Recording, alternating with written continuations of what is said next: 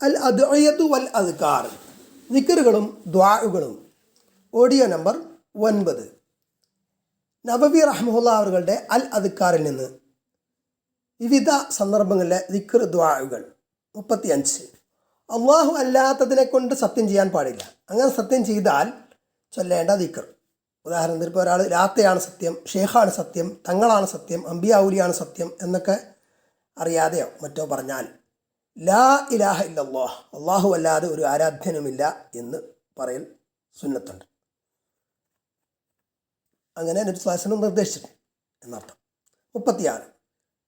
ഖുർആൻ പാരായണം തുടങ്ങുമ്പോൾ അതേപോലെ പിശാചിൽ നിന്നുള്ള വല്ല ദുഷ്പ്രേരണയും ബാധിക്കുന്ന അവസരത്തിൽ ദേഷ്യം വന്നാൽ ദേഷ്യം അടക്കുന്നതിന് വേണ്ടി ചീത്ത സ്വപ്നം കണ്ടാൽ, അതേപോലെ പ്രത്യേകിച്ച് രാത്രി നായയുടെ കുര അല്ലെങ്കിൽ കഴുതയുടെ കരച്ചിലൊക്കെ അസ്വാഭാവികമായിട്ട് അങ്ങനെ കേട്ടാൽ അഊദു ബില്ലാഹി മിനശ് ശൈത്വാനിർ റജീം എന്ന് ചൊല്ലുക. ഇസ്തിആദത്ത്, ഷൈത്താനിൽ നിന്ന് കാവൽ തേടുക എന്നുള്ളതാണ് അള്ളാഹുവോട്.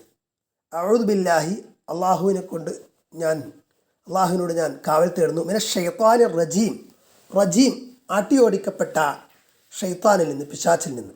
37. കഫാറത്തുൽ മജ്ലിസ് എന്നറിയപ്പെടുന്ന പ്രാർത്ഥന. സുബ്ഹാനക അല്ലാഹുമ്മ വബിഹംദിക അഷ്ഹദു അൻ ലാ ഇലാഹ ഇല്ലാ അൻത അസ്തഗ്ഫിറുക വഅതൂബു ഇലൈക്. സുബ്ഹാനക അല്ലാഹുമ്മ, അല്ലാഹുവേ നീ പരിശുദ്ധനാണ്. വബിഹംദിക, നിനക്കാണ് സർവസ്തുതിയും സകല സ്തുതിയും. അഷ്ഹദു, ഞാൻ സാക്ഷ്യം വഹിക്കുന്നു. അൻ ലാ ഇലാഹ ഇല്ലാ അൻത, നീ അല്ലാതെ ഒരു ഇലാഹുമില്ല, ഒരു ആരാധ്യനുമില്ല എന്ന്. അസ്തഗ്ഫിറുക, ഞാൻ നിന്നോട് പൊറുക്കലിനെ തേടുന്നു. വഅതൂബു ഇലൈക, ഞാൻ നിന്നിലേക്ക് പശ്ചാത്തപിച്ച് തൗബ ചെയ്ത് മടങ്ങുകയും ചെയ്യുന്നു. അബൂ ദാവൂദ്. ഇത് ഒരു മജ്ലിസിൽ നിന്ന് നമ്മൾ എണീക്കുമ്പോൾ, അത് ഏത് മജ്ലിസ് ആവട്ടെ, ആ മജ്ലിസിൽ നിന്ന് എണീക്കുമ്പോൾ നമ്മൾ ചൊല്ലേണ്ട ഒരു ദിക്റാണ്. ഇത് കഫാറത്തുൽ മജ്ലിസ് എന്നറിയപ്പെടാൻ കാരണം ഹദീസിൽ വന്നിട്ടുണ്ട്. ഇത് ചൊല്ലിയാൽ ആ മജ്ലിസിൽ നമ്മളിൽ നിന്ന് വന്നു പോയിട്ടുണ്ടായേക്കാവുന്ന തെറ്റുകൾ പൊറുക്കപ്പെടാൻ അതിനുള്ള പ്രായശ്ചിത്തം ആയി ഇത് പരിഗണിക്കപ്പെടും എന്നതാണ്. കൂടാതെ ഖുർആൻ പാരായണം കഴിഞ്ഞാലൊക്കെ നബി സല്ലല്ലാഹു അലൈഹി വസല്ലമ ഈ കഫാറത്തുൽ മജ്ലിസിൻ്റെ പ്രാർത്ഥന ദിക്ർ ചൊല്ലിയിരുന്നു എന്ന് ഹദീസിൽ കാണാം. ഇനി അങ്ങാടിയിൽ അല്ലെങ്കിൽ ചന്തയിൽ പ്രവേശിക്കുമ്പോൾ ചൊല്ലുന്ന ദിക്ർ. ലാ ഇലാഹ ഇല്ലല്ലാഹു വഹ്ദഹു ലാ ശരീക ലഹു ലഹുൽ മുൽക്കു വലഹുൽ ഹംദു യുഹ്യീ വയുമീതു വഹുവ ഹയ്യുൻ ലാ യമൂതു ബിയദിഹിൽ ഖൈറു കുല്ലുഹു വഹുവ അലാ കുല്ലി ഷൈഇൻ ഖദീർ. ലാ ഇലാഹ ഇല്ലല്ലാഹു, അല്ലാഹു അല്ലാതെ ഒരു ഇലാഹുമില്ല, ഒരു ആരാധ്യനുമില്ല. വഹ്ദഹു, അവൻ ഏകനാണ്. ലാ ശരീക ലഹു, അവനൊരു പങ്കുകാരനുമില്ല. ലഹുൽ മുൽക്കു, അവനാണ് ആധിപത്യം, അധികാരം. വലഹുൽ ഹംദു, അവനാണ് സർവസ്തുതിയും. യുഹീ, അവൻ ജീവിപ്പിക്കുന്നു. വയുമീതു, അവൻ മരിപ്പിക്കുകയും ചെയ്യുന്നു. വഹുവ, അവൻ ഹയ്യൻ, എന്നൊന്നും ജീവിച്ചിരിക്കുന്നവനാണ്. ലാ യമൂതു, മരിക്കാത്തവനാണ്. ബിയദിഹിൽ ഖൈറു കുല്ലുഹു, അവൻ്റെ പക്കലാണ് എല്ലാ നന്മയും. വഹുവ, അവൻ അലാ കുല്ലി ഷൈഇൻ ഖദീർ, എല്ലാ കാര്യത്തിനും കഴിവുള്ളവനാണ്. ഇനി ശാരീരികമായോ മറ്റോ പരീക്ഷിക്കപ്പെട്ട വ്യക്തിയെ കാണുമ്പോൾ ചൊല്ലുന്ന ദിക്ർ.